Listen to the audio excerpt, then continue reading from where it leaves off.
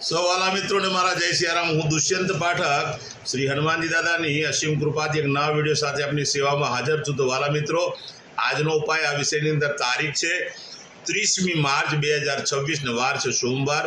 પંચાંગ કહે છે ચૈત્ર મહિનો શુક્લ પક્ષ ચાલી રહ્યો છે। મગા નક્ષત્ર, સૂર્યોગ, સિંહ રાશિનો ચંદ્ર અને મીન રાશિનો સૂર્ય છે। અશુભ સમયની જો વાત કરું તો રાહુકાળ વહેલી સવારે 7:55 થી 9:27 સુધી છે અને યમઘંટ સવારે 10:59 થી બપોરે 12:32 સુધી છે। આ બંને અશુભ સમય છે। અશુભ સમયની અંદર કોઈ પણ પ્રકારનું શુભ કાર્ય, શુભ યાત્રા ના થાય। શુભ કાર્ય અને શુભ યાત્રા કરવા માટે કોઈ સારું ચોઘડિયું, સારું મુહૂર્ત લેવું જોઈએ, જેમાં ઉત્તમ અભિજીત મુહૂર્તનો સમય બપોરે 12:07 થી 12:56 સુધી છે। આ સમયની અંદર તમે કોઈ પણ પ્રકારનું શુભ કાર્ય કરી શકો, શુભ યાત્રા કરી શકો। વાત કરીશું આજના ઉપાયની। આજના ઉપાયમાં નાહવા માટે બેસો, સ્નાન કરવા બેસો ત્યારે નાવાના પાણીની અંદર 1 ચમચી હળદર નાખી અને એ હળદરને પાણીમાં મિક્સ કરી દેવાય। ત્યાર પછી તે હળદરવાળા પાણીથી જ નાહવાનું, ચોખ્ખું પાણી ઉમેરી શકાય, સાબુ અને શેમ્પૂનો ઉપયોગ કરી શકાય। સ્નાન થઈ ગયા પછી દૂધનું તિલક કપાળમાં અને નાભી પર કરવાનું, દૂધનું તિલક।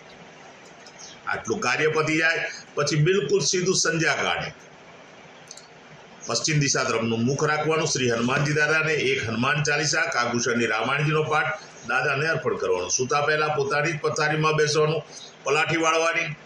ઓમ કૃષ્ણાય વાસુદેવાય હરે પરમાત્મને પ્રણત ક્લેશનાશાય ગોવિંદાય નમો નમઃ આ મંત્ર યથાશક્તિ જપવાનો। આ હતો આજનો ઉપાય। વાલા મિત્રો, જે મારા વાલા મિત્રનો જન્મદિવસ 30મી માર્ચ 2026 સોમવારના દિવસે આવ્યો છે, તેવા બધા જ વાલા મિત્રોને સૌપ્રથમ જન્મદિવસની શુભકામના। શ્રી હનુમાનજી દાદા એમની મનોકામના પૂર્ણ કરે, બલબુદ્ધિ વિદ્યા આપે, એમનું રક્ષણ કરે।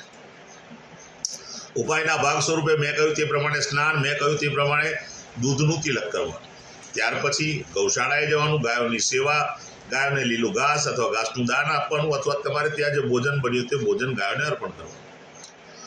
અને સંધ્યા કાળે સૂર્યાસ્ત પછી દૂધ પૌવા 2 મિક્સ કરવાના, એની અંદર ઇલાયચી ખાંડ નાખી અને તે દૂધ પૌવાનો પ્રસાદ જરૂરિયાતમંદ વ્યક્તિઓને અને નાના નાના બાળકોને આપવાનો। વિશેષ ઉપાય એ છે કે કોઈ જરૂરિયાત વૃદ્ધ વ્યક્તિને જો સફેદ વસ્ત્રનું દાન કરશો, ઉત્તમ પરિણામ પ્રાપ્ત કરશો। જેમની મેરેજ એનિવર્સરી 30મી માર્ચ 2026 અને સોમવારના દિવસે છે, તેઓ લોકોએ સવારે સ્નાન કરી વડીલોના ચરણ સ્પર્શ કરી આશીર્વાદ મેળવવાના। ત્યાર પછી ગૌશાળામાં જવાનું, ગાયોની સેવા કરવાની, ગાયોને લીલું ઘાસનું દાન અથવા પોતાના ઘરે જે ભોજન બન્યું તે ભોજન ગાયોને અર્પણ કરવાનું। કોઈ પણ વૃદ્ધાશ્રમમાં, અનાથ આશ્રમમાં જરૂરિયાતમંદ વ્યક્તિને, મજૂર વર્ગના લોકોને, દેવ મંદિર અથવા બ્રાહ્મણને ચોખાનું દાન, દૂધનું દાન, શુદ્ધ ઘીનું દાન, ગોળનું દાન અને તુવેરની દાળનું દાન કરવાનું છે। બસ આટલું જ કરી લો, આખું વર્ષ પતિ અને પત્નીનું બહુ ઉત્તમ રીતે પસાર થશે। વાલા મિત્રો, મારા બધા જ વિડીયો યુટ્યુબ પર હોય છે। મારી યુટ્યુબની ચેનલનું નામ છે દુષ્યંત પાઠક। તમે સબસ્ક્રાઈબ કરજો અને બેલ આઇકન અવશ્ય દબાવો। તમે બેલ આઇકન દબાવેલો હશે તો નોટિફિકેશન આવશે તમારા મોબાઈલ પર ને તરત જ તમે મારો વિડીયો જોઈ શકશો।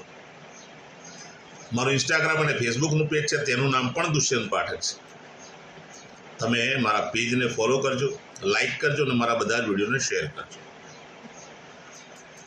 તમારા શેર કરવાથી કોઈ જરૂરિયાતમંદ વ્યક્તિ સુધી આ વિડીયો પહોંચી જાય, એ જ મારું લક્ષ્ય છે।